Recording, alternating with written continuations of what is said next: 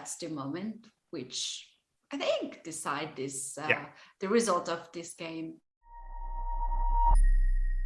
It is time for your FIDE Grand Prix final rapid recap, and Hikaru winning the first game of his finals match against Levon Aronian, putting Levon in a must-win situation, but Levon has the white pieces, and the game started off in a pretty positive direction for Levon as he opts for an Italian.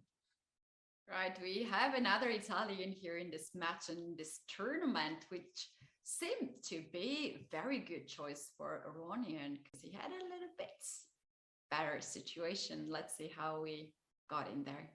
Yeah, rookie one, that's kind of a surprise. Of course, D3 and C3 is the main line, but Levon essentially saving a tempo on D3. He goes C3, and possibly there was something inaccurate about the way Hikaru handled the opening, but as a result, Levon was able to go D4 straight away in one fell swoop, and he puts his pieces on great squares. The point here is that knight takes C4 walks into D5, and you're going to get into a situation where both knights are hanging simultaneously. So Ketty, things started off very, very well for Levon, and he continued playing well for a long time. We were impressed with the move Queen B1. Oh, Queen B1 was such a brilliant move. This move not only guards E4 pawn, central pawn, but also there are some ideas to push A4, A3 and bring this queen on A2, which is perfect diagonal for the bishop and the queen. And for that reason, Hikaru deciding to get his own queen onto a defensive square, defending F7. So Levon switching gears a little bit, centralizing his queen. And this was an important moment, very important moment, because after B5, we thought Levon made a very sloppy move. Rook AC1, he kind of fell asleep here, not realizing that Hikaru does have a very concrete idea. It would have probably been a better idea to move this bishop away, either to C2 or to A2, so that knight A5 can be met with B4. But Ketty, the way Hikaru played it, the way Aronian played it, he gives Hikaru a very important opportunity to expand on the queen side. Dania, in that point, instead of rook c4, I loved more your idea, which you brought at the stream, to bring knight on h4 and to target the queen on f8 with knight to 6. Mm-hmm. If now black moves knight away or any other careless move, then knight to 6 wins a queen, which is stuck on f8.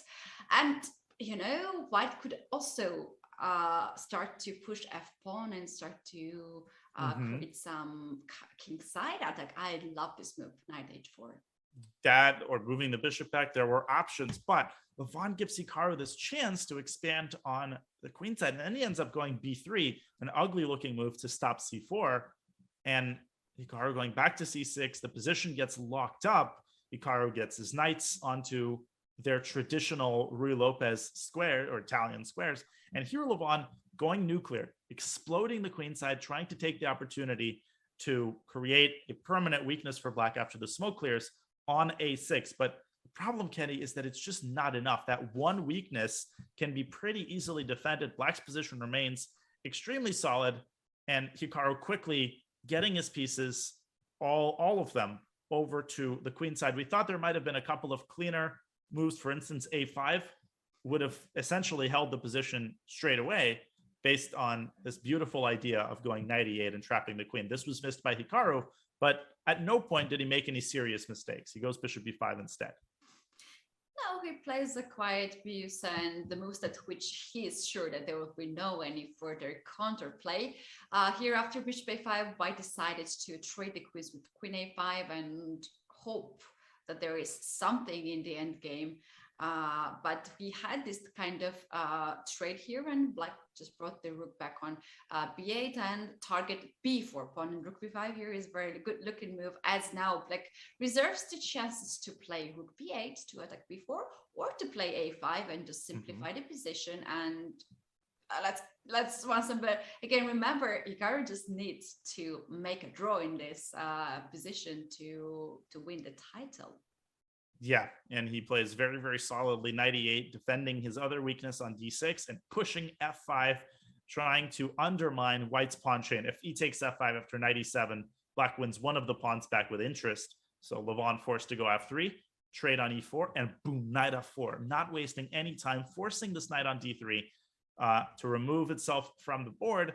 And with only a single knight on the board, Levon has a lot of weaknesses of his own to keep track of. This e5 square. Imagine what happens if the black knight reaches that square. Disaster.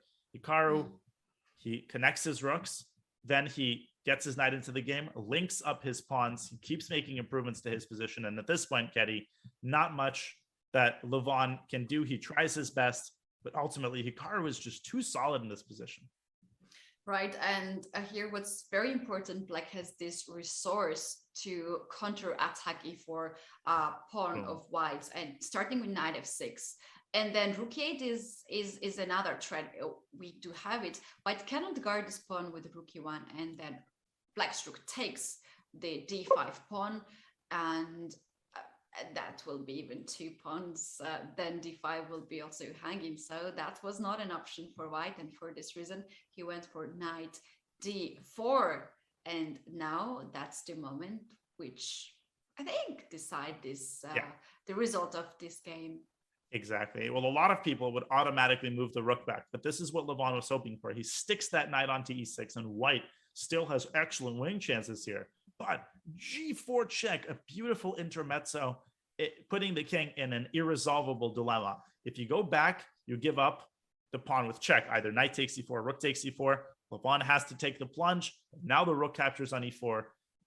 The king has no choice but to essentially go further and further into its own demise. Hikaru takes a pawn. He's up a pawn. Caddy, this is obviously an unlosable position, but only Hikaru can take a position like this and then win it in 3 moves, which is exactly what happens. Rook f4 is the decisive mistake. It is a huge mistake, although it looks so natural to go after g4 pawn with a check. However, we know that Hikaru is very good at tactics and puzzles. He found this brilliant move now, rook h8, and there's a checkmate next move. And what? Yes, there is. The king exposes the discovery, and if you go king c8, then quite simply rook g7 followed by king h7. That cannot be stopped. White has to give up a rook in order to prevent checkmate, and Levon Aronian resigned the game. Hikaru wins the rapid final 2-0 to win the first FIDE Grand Prix, and that was your FIDE Grand Prix final rapid recap. Whew. Right. What a final, Daniel. We couldn't ask for more fun, although we did not get to the Armageddon, which I really hoped for. These 2 games was just incredible. And here we have the final scores, and you can see on the top of the list there is Hikaru Nakamura with 13 points, Levon Aronian with 10 points, and then we have Dominguez and Rapport 7 points. So those 4 players, we can consider that they are very happy with the first leg of the Grand Prix. And now, very soon, second leg will just come up with the new players and new lineup. Yeah, we got a lot of fresh faces here. We have Andreyk and Vitugov. We have Alexander Grishuk returning, Sam Shankland, Alexei Shurov, looking forward to see his redemption. Teddy, these groups are going to be very, very competitive. I mean, some of them, it's almost impossible to predict who is going to win. I think Geary is going to try to make a run in Group B, but we will see. I mean, I think it's too early to make predictions.